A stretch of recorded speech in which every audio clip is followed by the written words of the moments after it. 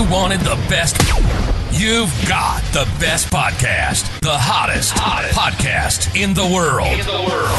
The Chris Voss Show, the preeminent podcast with guests so smart you may experience serious brain bleed. The CEOs, authors, thought leaders, visionaries, and motivators. Get ready. Strap yourself in. Keep your hands, arms, and legs inside the vehicle at all times, because you're about to go on a monster education roller coaster with your brain. Now, here's your host, Chris Voss. Hi, folks. It's Voss here from thechrisvossshow.com. There you go, ladies and gentlemen. There, lady sings it. That makes it official. Welcome to the big show. As always, the Chris Voss Show is the family that loves you, but doesn't judge you, at least not as harshly as the rest of your family, because they know you, and we don't. Ha, ha, ha. Go to goodreads.com/Chris Voss, LinkedIn.com/Chris Voss, Chris Voss1 on the TikTokity, and ChrisVossFacebook.com. Opinions expressed by guests on the podcast are solely their own and do not necessarily reflect the opinions of the host or the Chris Voss Show. Some guests of the show may be advertising on the podcast, but it is not an endorsement or review of any kind. Today we have an amazing young lady. We're going to be talking to her about her lifetime of insights, her depth of experience in the world of dating, relationships, romance, and all that sort of good stuff. If you call that good stuff, I suppose some people are like, I don't like dating, but we're going to help you like dating, I think, when we're done with the show. Andrea McGinty joins us on the show today. Her newest book has come out January 15th, 2025, called Second Acts. The world's leading online dating expert shares 166 practical, no-nonsense, step-by-step approaches to romance. Welcome to the show, Andrea. How are you? I'm great. Thanks for having me, Chris. Thanks for coming. They call you the godfather of modern dating. They call me the godmother. Godmother. I'm sorry.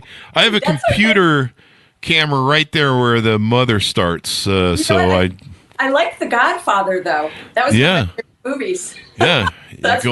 You go on dates and you look at them across the table and you go, make me an offer I can't refuse.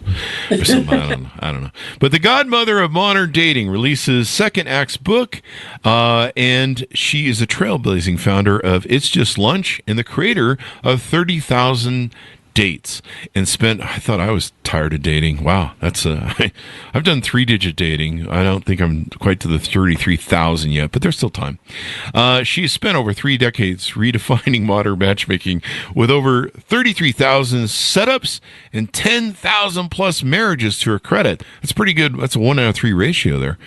She now is turning her attention to helping singles with hands-on tech-savvy roadmap defining love later in life in the digital era. I, of course, need more single dating hands-on. Oh! I don't know what that means.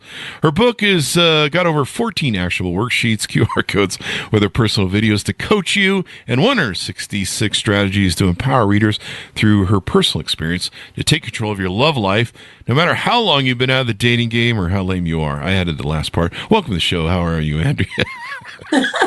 Thanks. That was a great introduction. We do a little shaming on the show. It's kind of what we do. So, welcome to the show. Give us your .coms. Where can people find you on the interwebs? They can find me at 33,000dates.com, or you can find and it's 33000dates.com, or you can find my book everywhere books are sold. It's Second Acts: Winning Strategies for Dating. There you go. Over 50. Now, is this your first book?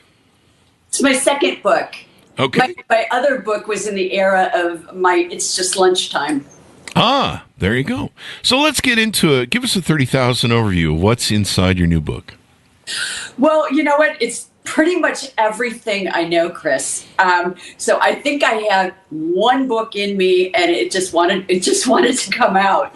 And I take a very direct, strategic approach to dating with my clients that I work with, and it's a very business-oriented look at dating. And dating, of course, is so personal, and it can be pretty emotional too.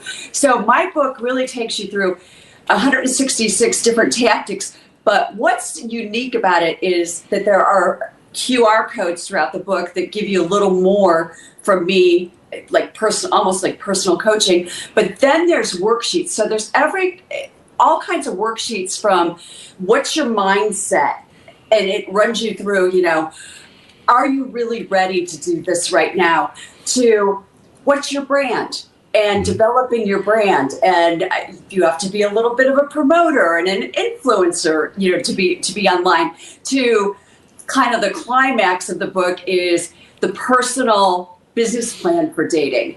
So I have you write a personal business plan, and it's fun. It sounds kind of weird that you're writing a business plan for your personal life, but you got to know where you're going. Yeah. I mean, you really do. Yeah. You really do.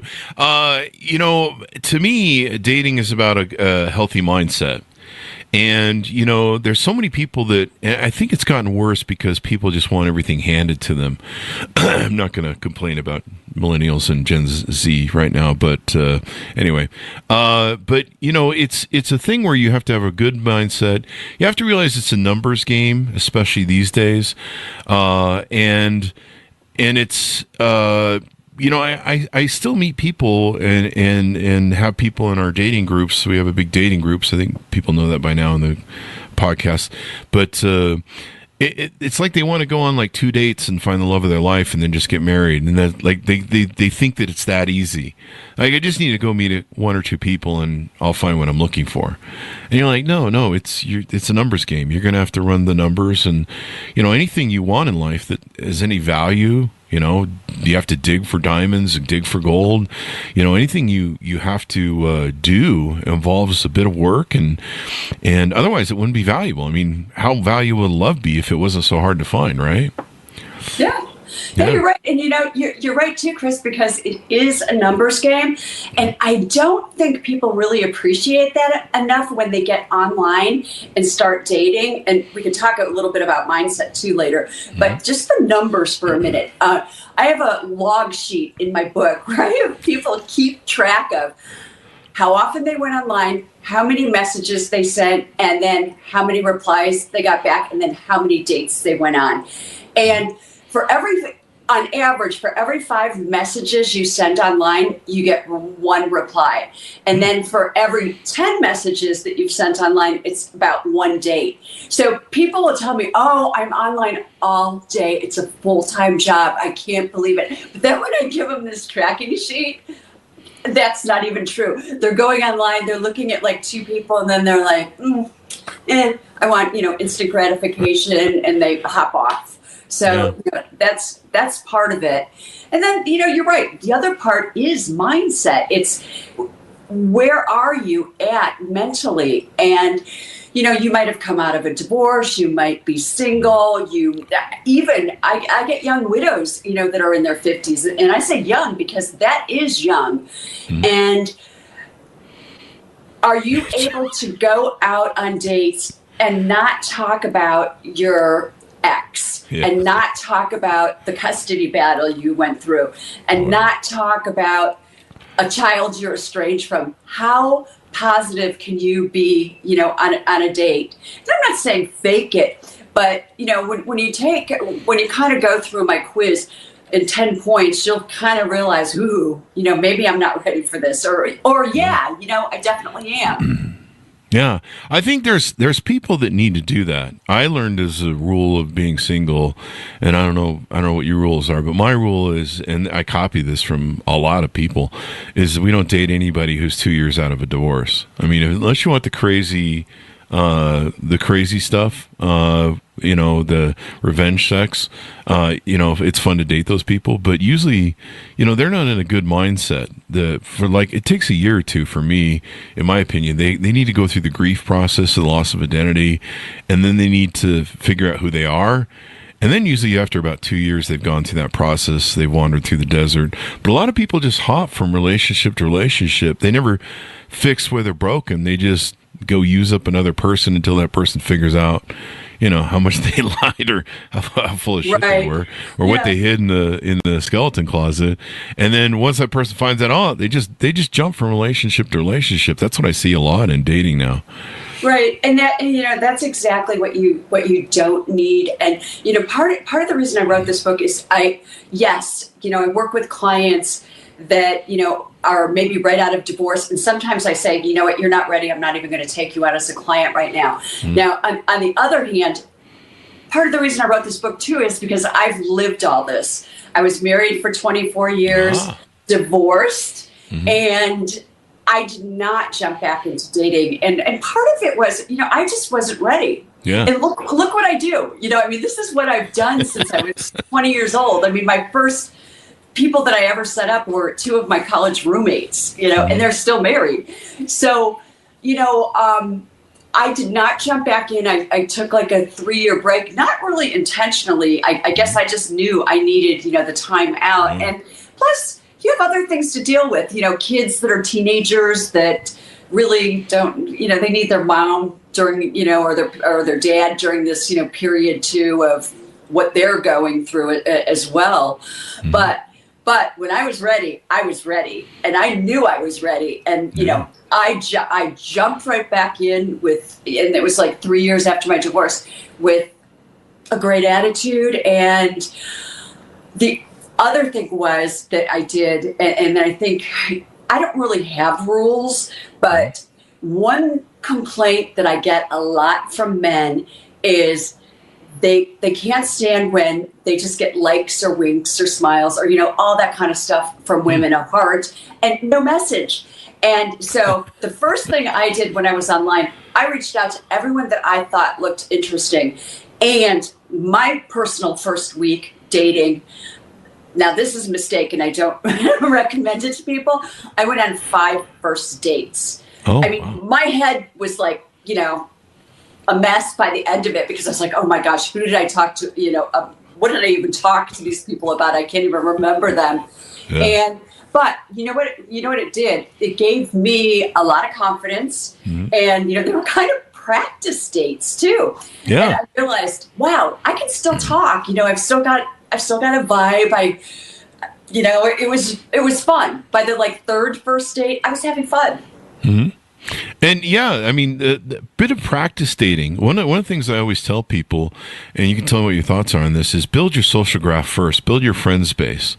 And out of that is a great way to find dating referrals. Like people will refer you and be like, hey, you want to date my sister?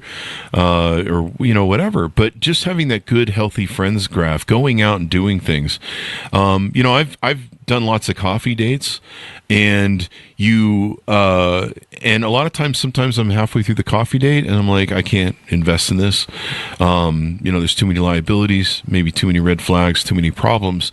And what I'll do is I'll just make a friend. I'll just think of it as making a friend. And so I'll just be like, okay, well, just think of this now as a practice date. So just practice being interesting, practice being funny, practice, entertaining, and, let the other person have a good time. When we leave, then that's it. But still, just think of it as practice dating. And I think a lot of people, they don't practice, number one. Going on dates and getting good. To me, being good at dating also contributes to you being good at relationships because you're going to keep that sort of dating mindset where you're going to keep going out. You're going to keep thinking, hey, I need to still woo this person just because they're my girlfriend or my wife or my husband or boyfriend. You keep working at, that making that relationship, because I think that's when most marriages fails, when they really stop dating each other, right? And they just start you're like roommates. Right. Yeah. And you're right about the practice dating, and what you just told me, your story about the coffee date. That just illustrates somebody who has a positive mindset too. So you're thinking like halfway through the date, there's absolutely no way. Well, I'm just going to be me and, make another friend. So I totally agree with you. Build up that, make sure you have a good social network, because so much of that, I've just been reading this University of Michigan study that says that the number one thing for longevity in life and a healthy life, it's not the working out and it's not the eating healthy, but it's having people around you that you love and they love you back. Yeah. So, that could be a romantic relationship, which most people want, that as a part of the equation, but just people around you, are part of your, support. And yeah, you can rely, somewhat on that friend network or, pickleball or, those kind of things to meet some people too. And there's also great meetups, but, only do a meetup if you're really interested in what they're doing. Like if they're hiking at Red Rock in Vegas and you hate hiking, like don't do it. I had one woman who was going to like the driving range like 3 nights a week and to meet men, and she's like, and I just hate golf. I just hate it. I hate it. I hate it. I'm like, hate golf and you're dating guys who are golfers? Then don't do it. Yeah. Why are you doing something like that? And then, so your friend group is one way. But I am a huge proponent, and this is after, starting It's Just Lunch, and this is 1990. There's no Google, there's no online dating, and it was basically, a dating service, a matchmaking service, and I grew it from one location in Chicago to 110 locations worldwide, and when I sold it, about 10, 15 years ago, it was primarily because I saw the writing on the wall, what was going on with the internet. It was getting better and better. There's 1,400 dating sites out there. Most of them, no. But you know what? The top 50, yes. There are some good, and they're getting so much better with like filters and algorithms and getting rid of the scammers and the bots. So, I really saw where the future was, and that's why I jumped into this with coaching and helping people find relationships online. Yeah. And you launched you were the founder of It's Just Lunch, is that correct? Yes, I was the founder of It's Just Lunch. Yep. Dating for busy professionals. Yep. There you go. I mean, I'm an old world dater, and like I say, I'm kind of a historian, unfortunately, for dating. I saw a lot of the different changes that kind of happen with our society. What are your thoughts on hookup culture? Hookup culture is really dominant in today's dating sphere, annoyingly so, in my opinion. But I'm an old world freak. I don't know about that. With the 50 and 60 something group, like I would say if we're talking about the 20s and 30s and Tinder and Hinge and stuff like that, yes, I would agree with that. But when I work mostly with the 45 to 65-year-old age group, and I don't see the hookups. I see people looking for one of three things. They're either looking for a long-term relationship, they're looking for somebody, maybe to live with, and some are looking for marriage. So, that 45 to like 55, 60-year-old crowd, a lot of them, they're my second acts. They're the people that, get married again. Now, people in their 60s tend to not care as much about, marriage, and they're looking for that long-term relationship, somebody to travel with, somebody to do things with, that kind of relationship, but an exclusive relationship. Yeah. So do you advise people, to men and women, to use dating apps? Because women, they can rock on dating apps and just about anywhere, Instagram, Facebook, et cetera, et cetera. But men really don't get a lot of responses on dating apps. What's your advice on that? Oh, yes, they do. You have to be on the right dating app, because dating apps are very funny, because they will skew one way or the other, either female or male. So, for example, Chris, Bumble. Bumble is 75% women. My male clients do great, and half my clients are men. Really? They do great on Bumble, and that's pretty much across the U.S. And a lot of it, well, there's a lot more to it. Men make a lot of mistakes too. They have bad pictures, like really bad pictures, and they don't really write anything, or they have a you don't like my pictures of fish where I'm holding fish and stuff? Chicks love that. Fish in their bathrooms taking a picture inside their car. I'm like, what? Like what don't they get here? So you want to have like really, really good pictures, because it's a visual medium. So if you're not getting a good response and you're a guy out there, I take a hard look at your photos. And here's what I would do. I would show them to 3 or 4 of your women friends or your sisters and ask them what they think of the pictures. That's a good idea. Because they will give you some, they're going to be hard hitting with their comments, right? I hear a lot about the fish and the hunting photos from women. They're like, stop doing that, guys. Stop doing that. And then, the men will complain, and women shouldn't do this. You shouldn't be posting a photo of yourself from 10 years ago or 15 pounds ago. Post a current photo. You want to go out on this date and have, good results. And you don't want them to be surprised that, you don't look anything like your photo. Yeah. What do you think about, I don't know how much you talk about this in your book. I just got it yesterday. What about filters? Filters is a huge problem in the business, this filters thing. And especially, well, in the older women, it's filters because younger women don't need them. But the filters are just crazy now. Like it is sheer catfishing. And we've had this discussion in my group a number of times. I mean, I have some women that take their filtering so hard, they look like cartoons. Like you're like, are you trying to look like some sort of Disney thing? What's going on? Like, and they trying to look 20 years younger and stuff. What are your thoughts on filters and stuff? Okay, here's my thought. What I really see going on, and I immediately tell a client no, is it's AI they're using now. So they're AIing themselves. So everything from slimming their waist to their face starts to look, and they can even enlarge their eyes. I'm like, no, you look like a cartoon. Don't do that. That's absolutely ridiculous.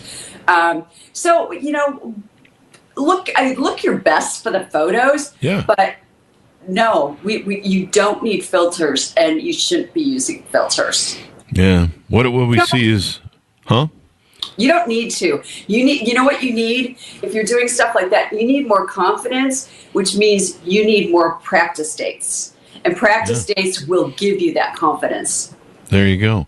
It's some of what we're seeing, and this is fairly typical, is a lot of Chad chasing going on. So if you look at the numbers of what's going on in most dating apps, I don't know about Bumble, but on most dating apps, you have women who've set their search settings to where they're only getting maybe 5% of the top quality men in the world.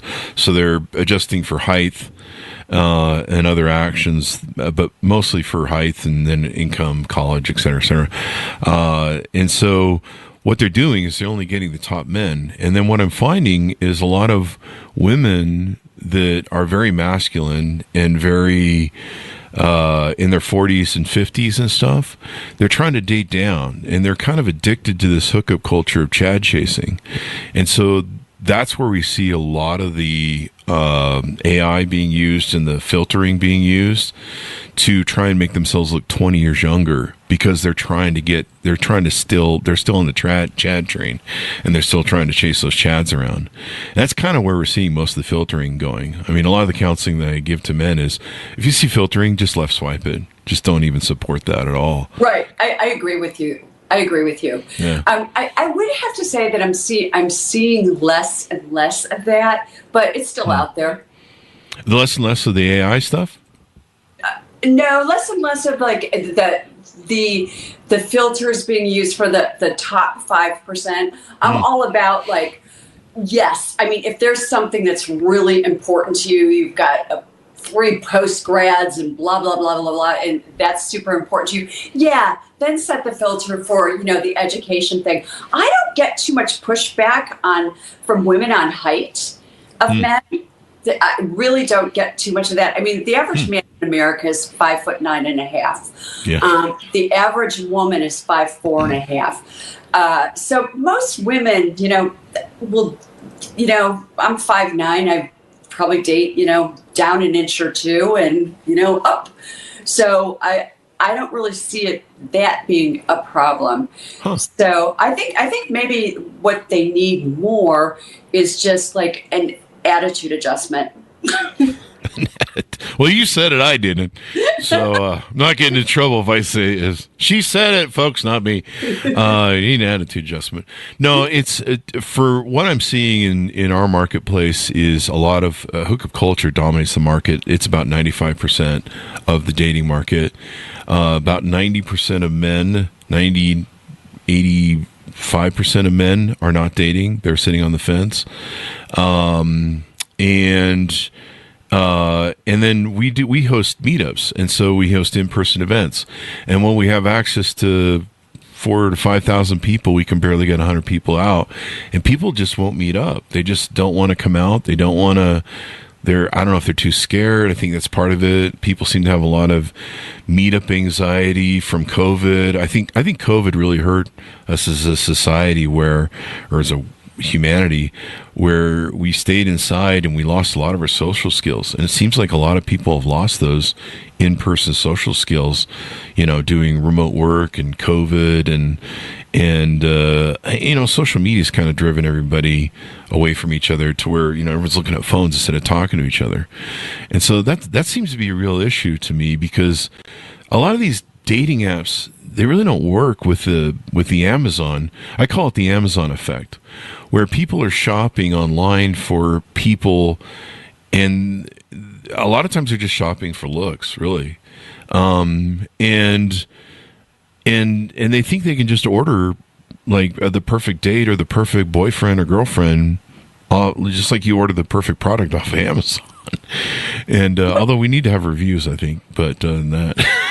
Yeah, so I think where we get caught there is with the instant gratification that we've experienced with Amazon. Wait, what do you mean it's not going to come between 4 and 8 today? What do you mean? I have to wait till tomorrow? That's so ridiculous.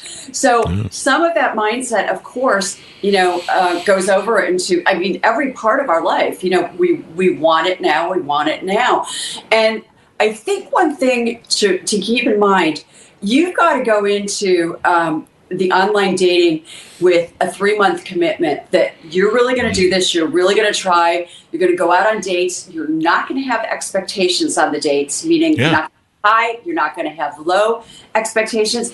And then just remember, a lot of it's going to be perseverance and resilience, because last year, this is actually 2023 and 2024, 40% of people that got married over the age of 45 met online. Oh. So when you say it doesn't work, what did those numbers just say to us? People are getting married, and 60% are getting married somewhere else. Good for them. But if you don't have the access to the men, to men, that many men or that many women, hey, 40% are getting married online. So, that, I don't know. I like those stats.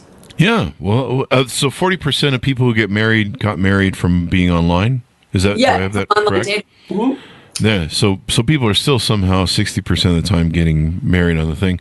I wish someone would track like how long these last, like dating online, meeting online lasts to meeting in person. The in-person thing, I really miss. Before Sex and the City came out, my conversations with women were what kind of man I would be, what kind of father I would be, what kind of earner I would be. And there would be a vetting process, and we would go on 2 or 3 dates to get to know each other. And, sometimes the first date, maybe everyone's nervous. I'm not, but maybe she's nervous, and maybe you're just not clickety. You're not clicking, or maybe things. It feels a little off because you're strangers. So, but of course, in my day, you got her number from the club, so you had met her. You knew what she looked like. You knew you were attracted to her. You knew that she was probably attracted to you if she said yes to a date, and gave her your number, the real one. But normally there would be this vetting process. Well, I've got people now that they won't even go on a coffee date with somebody, and they're just gearing off of what they see in pictures. And to me, that's really challenging. Number one, men are very visual in that sense in what they choose, but women are very pliable in their nature, where they can meet a guy and be like, well, he's not the hottest guy in the world, but then she can go, well, he's funny, he's interesting, he's successful, he seems like he's a good leader. And as women get to know him, they can become more pliable to them. If you understand how human nature is designed, it's designed that way on purpose. And so, but people never get a chance to get to know each other. And so a lot of what we see now is we see everyone chasing the top 5% of men and somehow expecting that somehow that's going to work out for everybody. And clearly, if you do the math, if 95% of the women are chasing 5% of the men, about 90% of them are going to be left to cat lady syndrome. Yeah, but Chris, to that point, I think women would say the exact opposite when it comes to the top 5% of women are getting all the good men. So you hear those things, and that's just because people aren't having success, or let's put it bluntly, they're doing something wrong too. They're doing something wrong. And then let's go back to your point about divorce. Are people getting divorced more when they meet online? Well, we go back to like our age group, so let's go back to people who got married in the 90s or late 80s, 90s. So those people now are in their 50s and 60s. So 48% of those people have been divorced. Wow.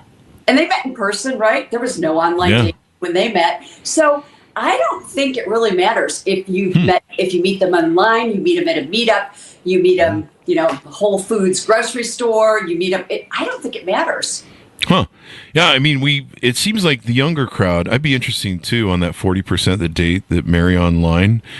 Right now, the 20 to 30-year-olds, they rule the roost when it comes to the dating apps. They seem to be doing well on them.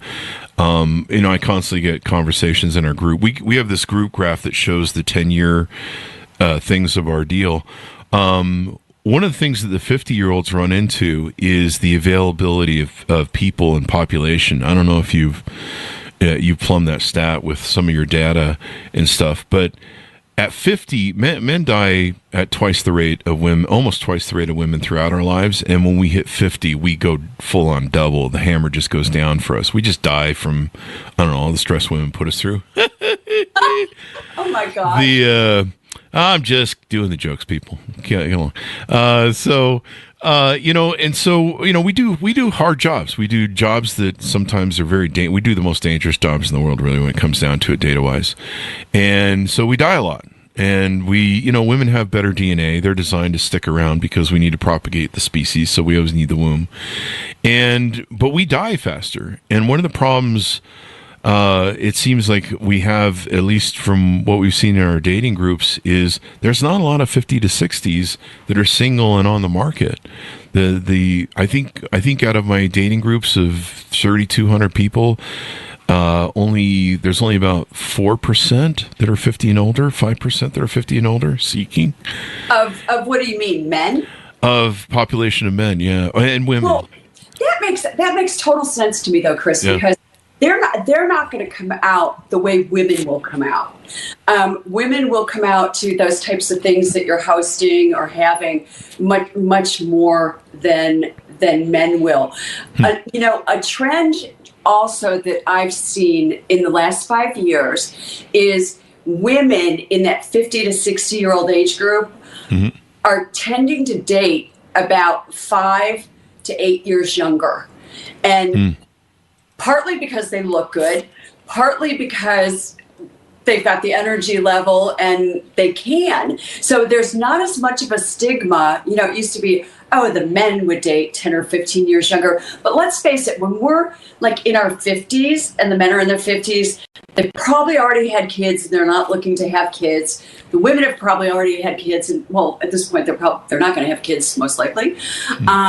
So, the goals are different. So dating younger, I've got one client right now who's 64 and she only dates up to 55 and men up to 55 and she's doing great with the men and getting no pushback on age. Yeah. There you go. What are some of the other things we want to maybe tease out on your book, on strategies and different tools you have that's in there?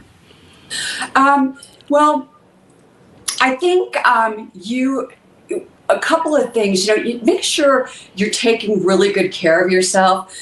Stay in shape. Get a manicure. Get your teeth whitened or take care of your teeth. Those maybe it sounds stupid, but when you're online and as you pointed out, it's a very visual medium, and you do want to look, your absolute best. And the other thing I would say is you want to be a little quirky online. And quirky does not mean weird. Quirky, when I say quirky, I'm talking about maybe your bio or a little profile, that you might have on Hinge or Match or wherever, but, that is really interesting. And it's not like, hi, I'm looking for XYZ and I am ABC, because those are really, really boring. Okay, that jumps right over to the messaging part, because that's where a lot of people lose traction, because their messages are, I already covered the part about, just sending likes and stuff. But the other part is men will send really stupid texts like, hey, beautiful, or hey, you look hot in that picture. I'm like, really? That's like so stupid. Or women will send a message like, hey, how's your weekend? Like, does anyone really want to answer a vanilla question like that? So, read over their bio or their profile, or look at their photos, because photos will tell you a lot, whether they're skiing or they're kayaking or, whatever they're doing, you can do a lot better messaging people that way. Yeah. And showing interest in them, right? And knowing, showing interest in them. And then the other thing I would say too is, we don't have our hormones exploding like we did at 20 when we see somebody and like the chemistry is like boom, So I say sometimes it can take up to 3 dates to figure out whether or not there's chemistry. So you go on a date, you're like, I liked him, but I don't know. If you are in doubt at all, go out again. So in doubt, go out. Second date. I thought you said endowed for a second there. In what? I thought you said endowed for a second there. Oh, no. If you're in doubt. If you are in doubt, go out. If you're in doubt, go out. But really, that's a good thing to have. If you're in doubt, go out. Try and see if maybe you click again. Right.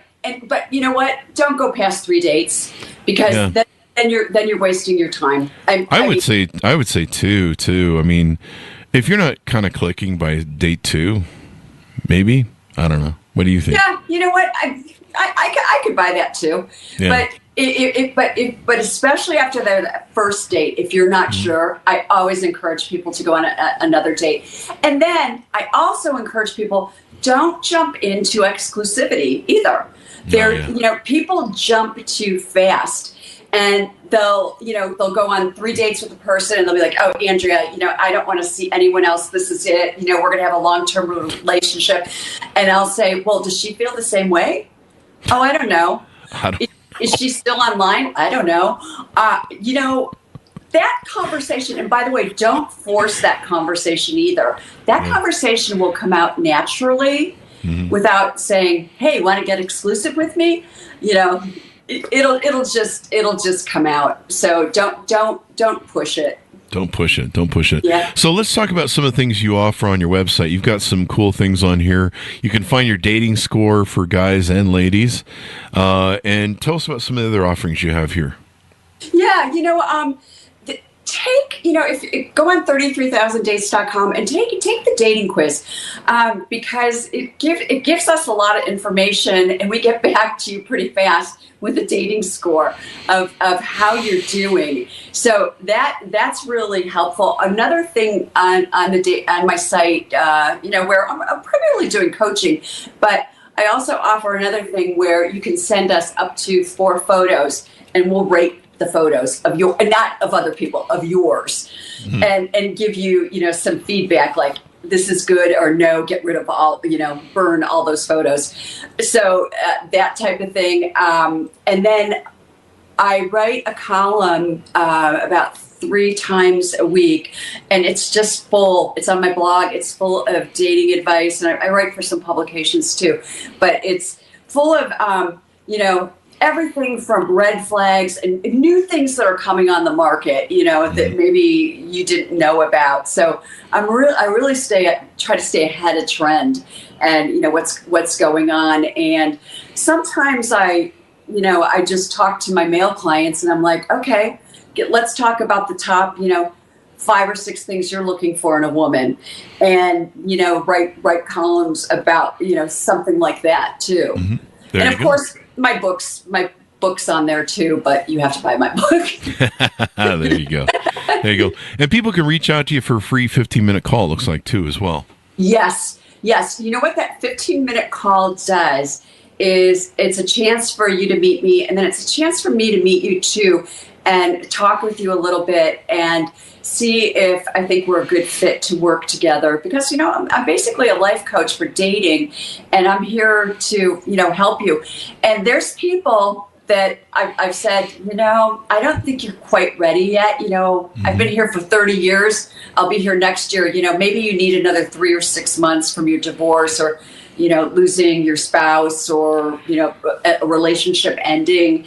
You might need a little bit more time. Or I'll say, hey, you're a great fit. This is what we're going to do. This is the program, and let's, rock and roll. There you go. Well, Andrea, give people a final pitch on as we go out to onboard with you, reach out to you, .coms, et cetera, et cetera. I'm sorry, I missed that. Andrea, give us a final pitch out to people on where they can reach out to you, .coms, et cetera, et cetera.